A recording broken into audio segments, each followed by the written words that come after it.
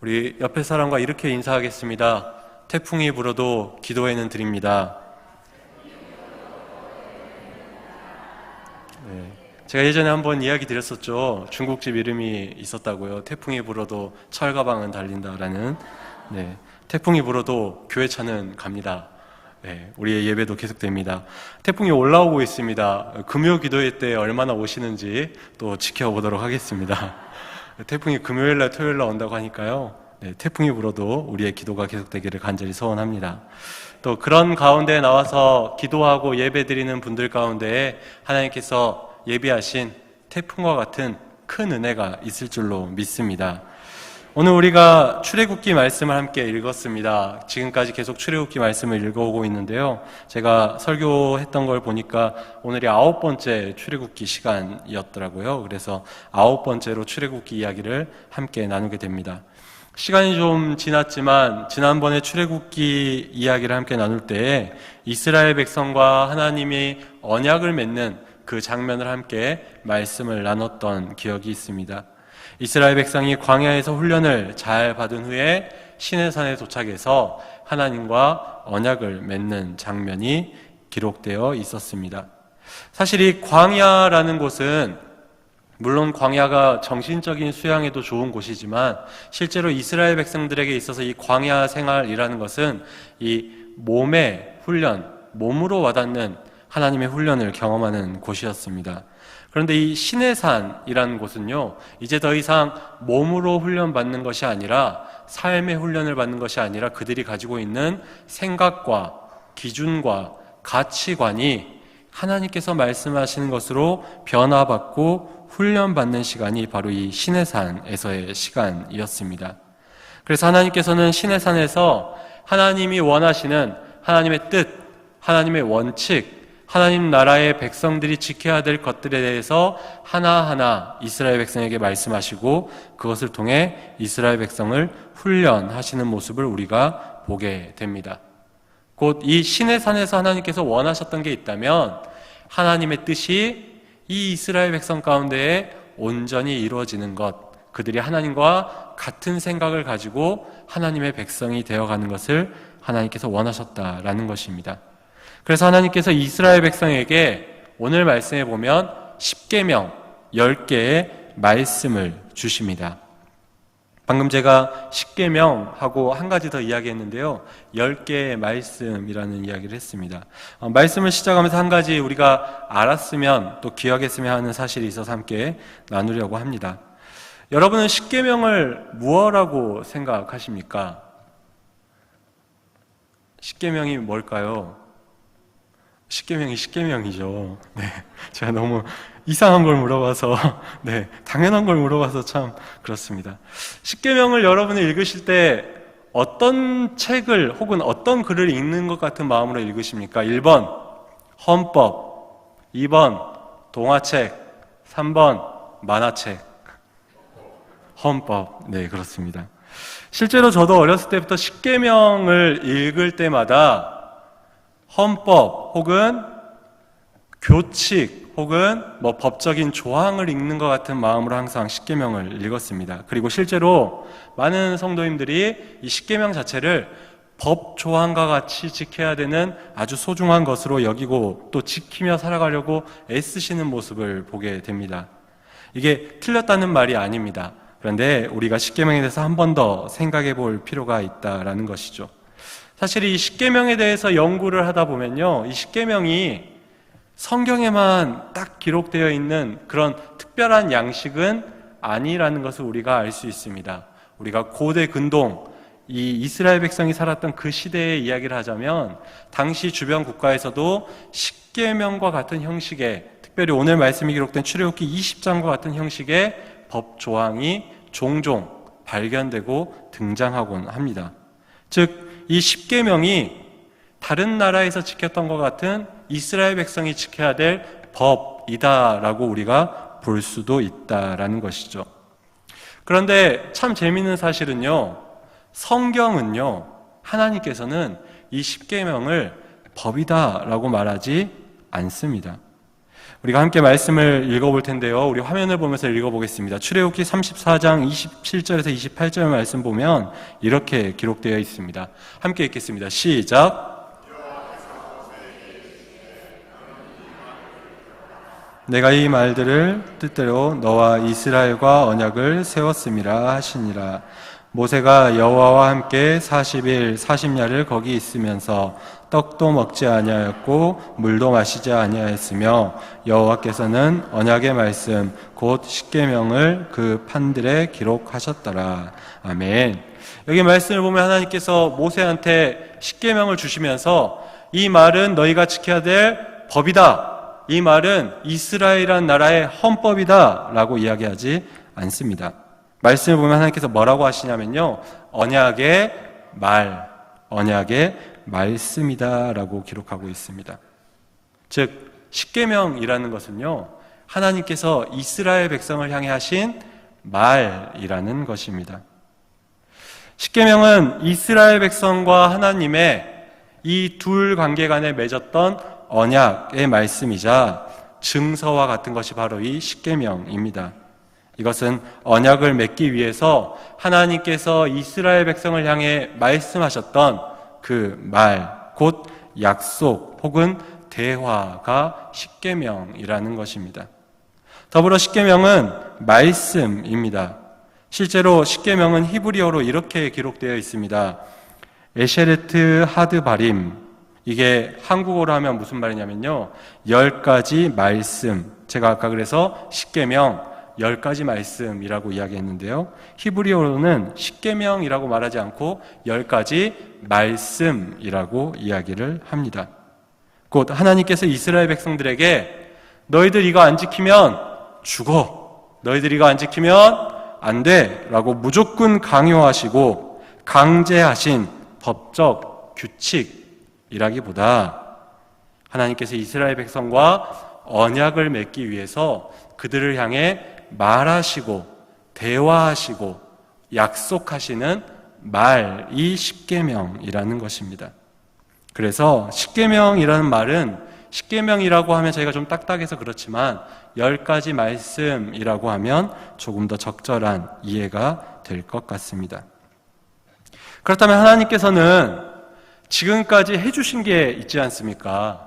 이스라엘 백성들한테 참 많은 걸 해주셨죠. 해방을 경험하게 하셨고 먹고 마시고 모든 문제를 해결해 주셨습니다.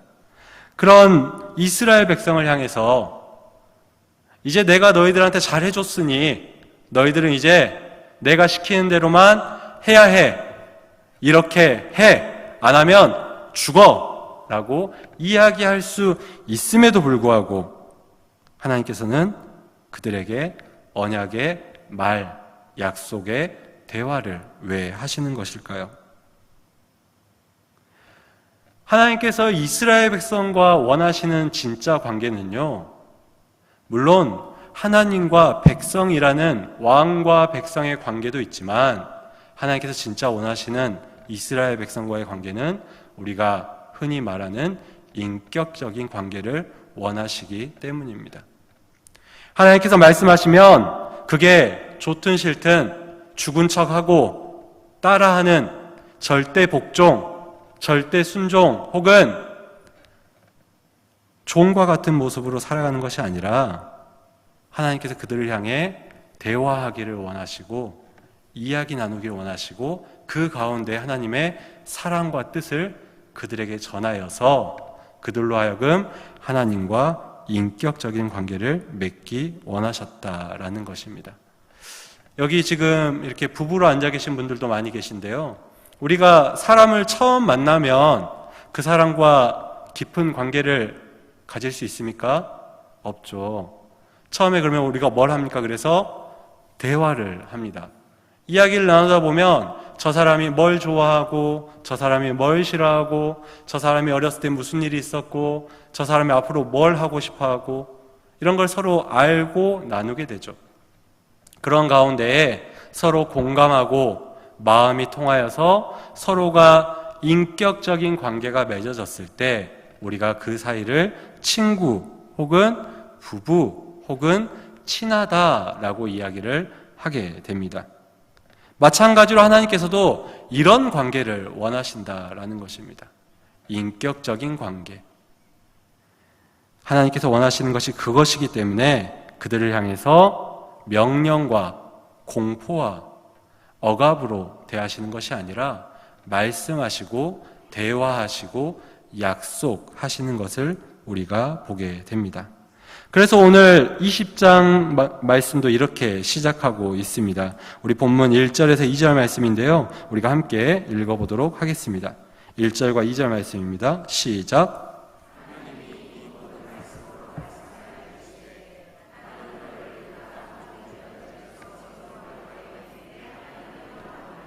아멘. 여기서도 이렇게 기록하고 있습니다. 하나님이 이 모든 말씀으로 말씀하여 이르시되 라고 이야기하고 있습니다.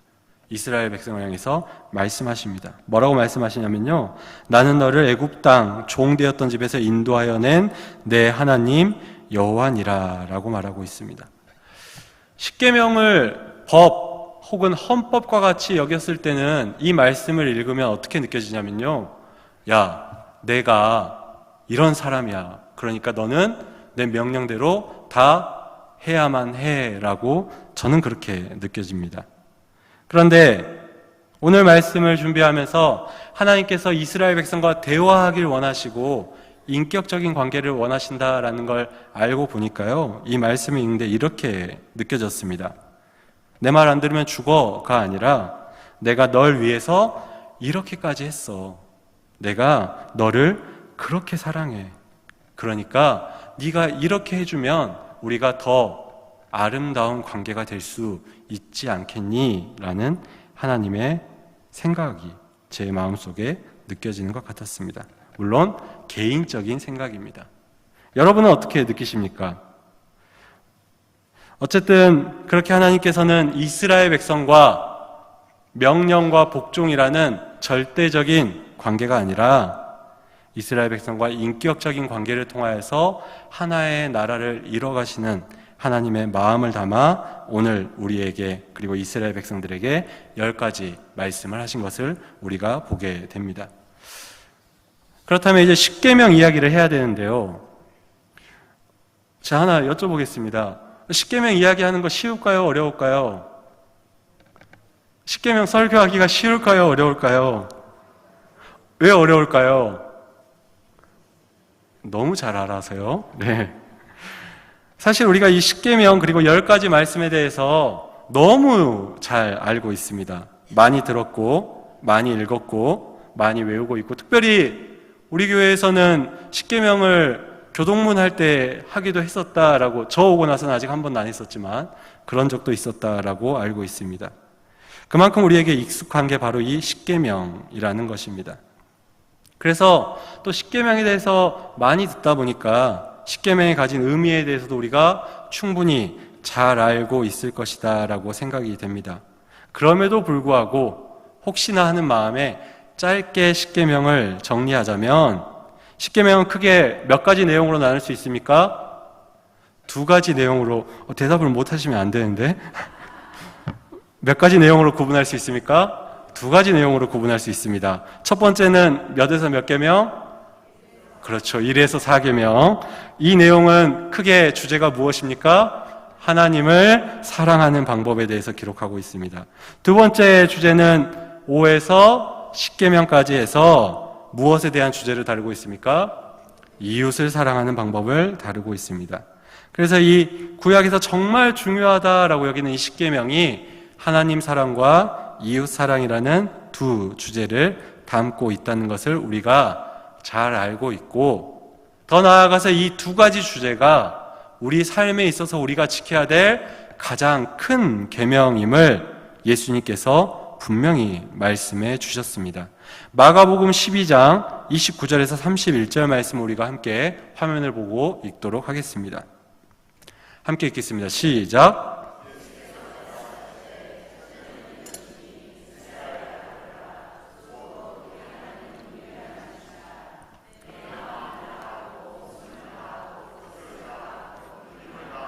주 너의 하나님을 사랑하라 하신 것이요, 둘째는 이것이니 내 이웃을 내 자신과 같이 사랑하라 하신 것이라. 이보다 더 큰 계명이 없느니라. 아멘. 예수님께서 이 십계명을 딱 두 개의 주제를 명확하게 이야기하시면서 마지막에 뭐라고 말씀하십니까? 이보다 더 큰 계명이 없다라고 분명히 말씀하십니다.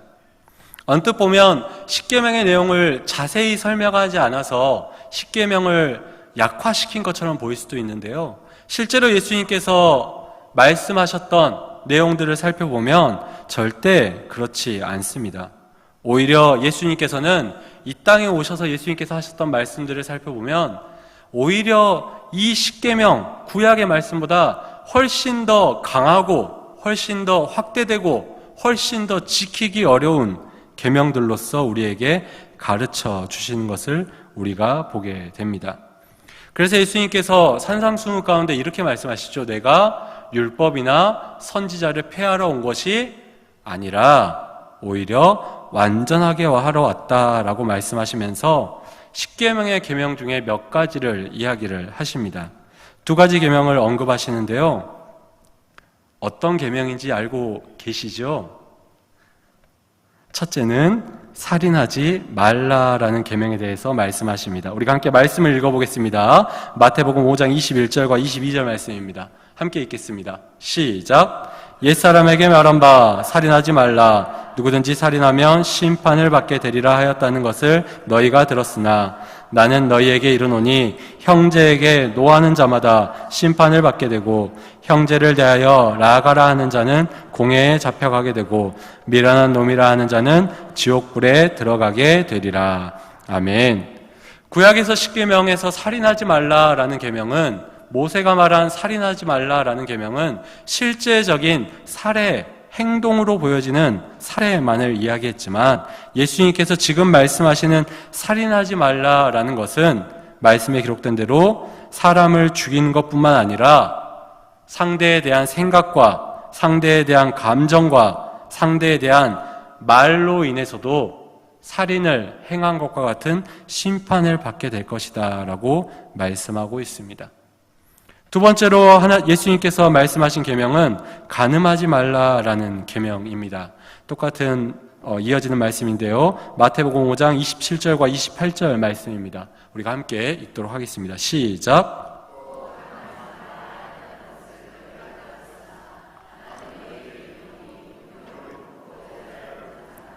이미 간음하였느니라. 아멘. 이 말씀을 보면 이 전까지는 간음이라는 것이 실제적인 행위를 했을 때만 간음으로 인정받았지만 예수님께서 지금 말씀하시는 순간부터는 생각이나 마음으로 음욕을 품는 것만으로도 간음했다라고 예수님께서 분명히 말씀하고 있습니다. 그렇다면 예수님께서는 왜 살인이나 간음, 구약의 그 뛰어난 지도자였던 모세가 하나님께 직접 받은 십계명에 있는 말씀을 다시금 그들을 향해서 설명하시고 더 확대해서 그들을 향해 말씀하셨던 것일까요? 예수님께서 그 당시에 이렇게 말씀하셨던 이유는 당시 사회를 살아가던 사람들이, 당시 신앙인이라 말하던 사람들이 하나님께서 이 계명을 주신 그 원래 뜻을 바르게 이해하지 않고 자기 마음대로 지키며 살았기 때문입니다. 그래서 예수님께서 율법을 완전하게 하기 위해서 이 말씀을 하나님의 뜻이 무엇인지 분명하게 그들을 향해 전하고 있는 것입니다. 그런데 이 설교를 준비하면서 또 예수님의 말씀을 보면서 이런 생각을 해보게 됩니다. 나는 지금 하나님께서 원래 말씀하신 그 뜻대로 하나님의 말씀을 지키며 살아가고 있을까? 예수님 당시 사람들이 자기의 편의에 맞춰서 하나님의 말씀을 지켰던 것과 같이 혹시 나도 내 편의에 맞춰서 하나님의 말씀을 또 하나님을 사랑한다라고 말하고 있는 것은 아닐까? 그런 생각을 하고 나서 십계명을 다시 읽어봤습니다. 여러분은 어떠십니까? 하나님께서 원하시는 대로 하나님을 사랑하고 하나님께서 원하시는 대로 이웃을 사랑하고 있습니까? 아니면 내가 원하는 대로 하나님을 사랑하고 내가 원하는 대로 이웃을 사랑하고 있습니까? 오늘 우리가 이 십계명에 대해서 다 이야기를 나눌 시간은 되지 않기 때문에 몇 가지만 잠시 살펴보고자 합니다. 몇 가지만 살펴볼 건데요. 그 가운데서 우리가 제가 제 자신을 봤듯이 여러분도 여러분 자신을 돌아보는 시간이 되시기를 간절히 소원합니다. 먼저 오늘 본문 4절에서 6절 말씀입니다. 두 번째 계명에 대한 말씀인데요. 우리가 함께 읽도록 하겠습니다. 4절에서 6절 말씀입니다. 시작! 너를 위하여 새긴 우상을 만들지 말고 또 위로 하늘에 있는 것이나 아래로 땅에 있는 것이나 땅 아래 물속에 있는 것에 어떤 형상도 만들지 말며 그것들에게 절하지 말며 그것들을 섬기지 말라. 나 내 하나님 여호와는 질투하는 하나님인즉 나를 미워하는 자의 죄를 갚되 아버지로부터 아들에게로 3, 4대까지 이르게 하거니와 나를 사랑하고 내 계명을 지키는 자에게는 1000대까지 은혜를 베푸느니라. 아멘. 우리가 이 두 번째 계명을 간단하게 이렇게 이해합니다. 우상을 만들지도 말고 우상을 섬기지도 말라. 그래서 곧 명절이 다가오는데요. 명절이 되면 우리 교회학교 선생님들이 꼭 이런 얘기합니다. 할머니 집에 가서 산소 가서 절하지 말아라 라고 이야기를 합니다. 물론 맞습니다. 우상을 만들어서도 안 되고요. 우상을 섬겨서도 안 됩니다. 당시에 많은 고대인들은 우상을 만들었습니다. 그리고 그걸 섬기며 살았던 것이 그 사람들의 모습이었습니다.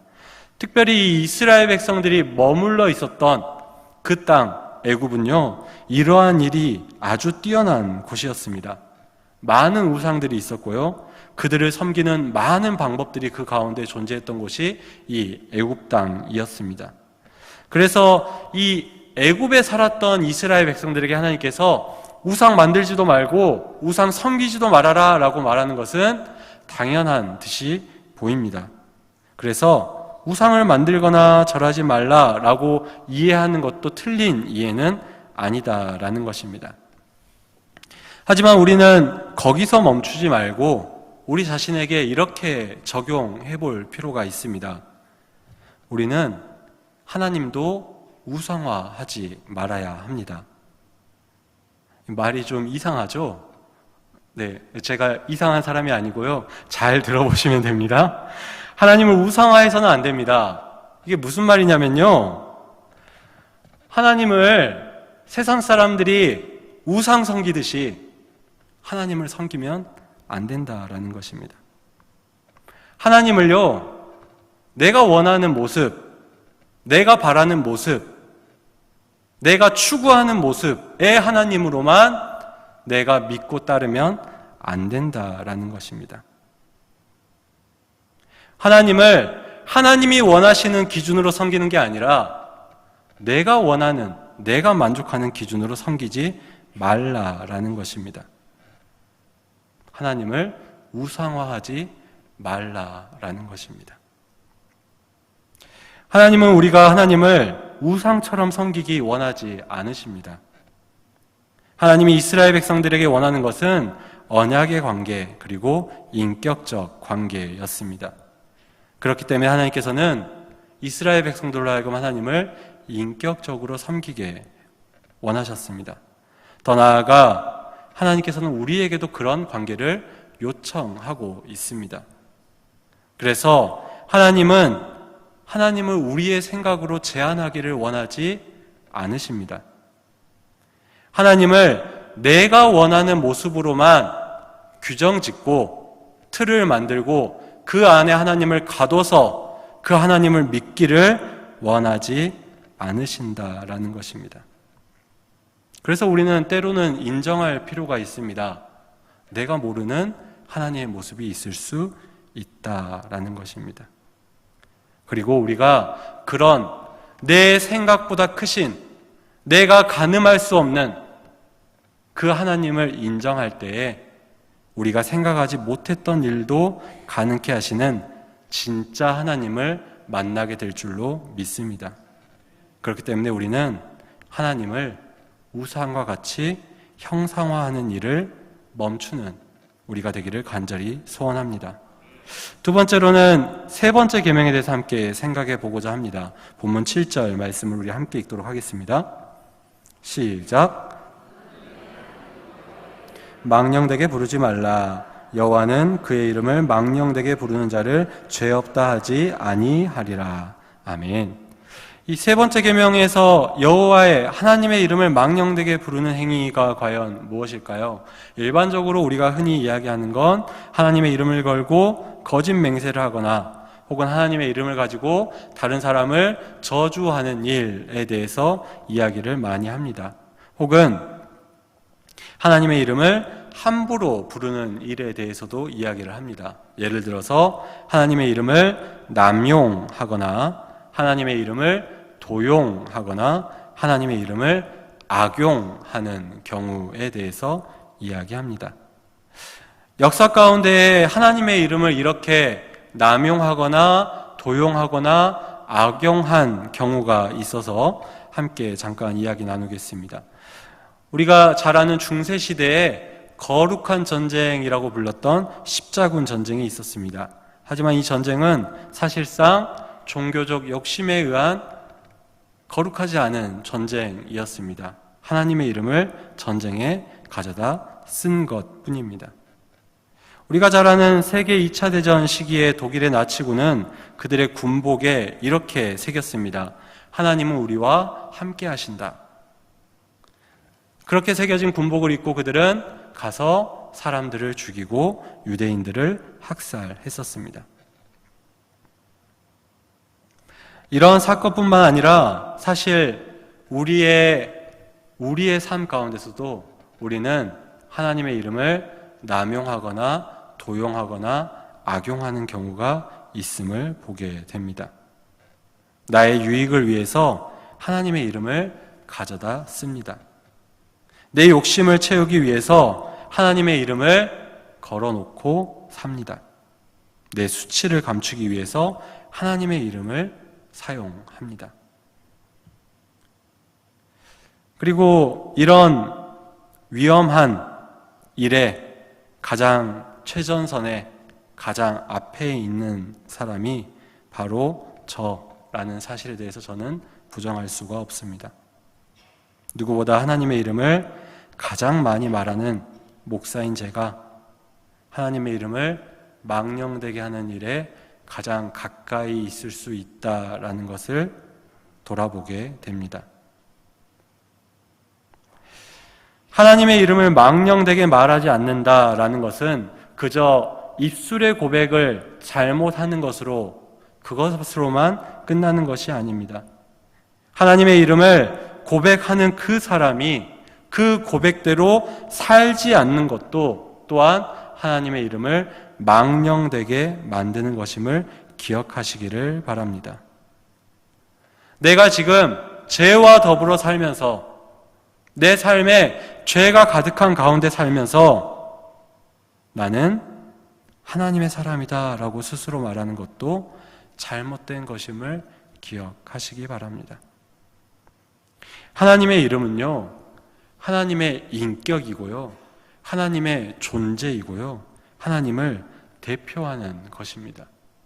그 하나님의 이름은 하나님의 영광을 위해서만 사용되어야 하고 하나님께서 찬양받기 위해 사용되어야만 하며 하나님의 나라를 위해서 사용되어야만 합니다.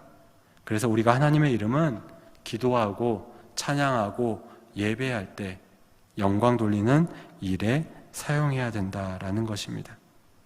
그렇기 때문에 혹시 우리가 지금 하나님의 이름을 망령되이 말하는 혹은 망령되게 만드는 삶을 살고 있다면 이제 하나님의 이름을 바르게 선포하는 삶으로 돌아오는 여러분 되시기를 간절히 소원합니다. 저희가 2계명만 살펴봤는데요. 시간이 나신다면 오늘 돌아가셔서 이 10가지 말씀을 다 다시 한 번 더 살펴보시기를 바랍니다.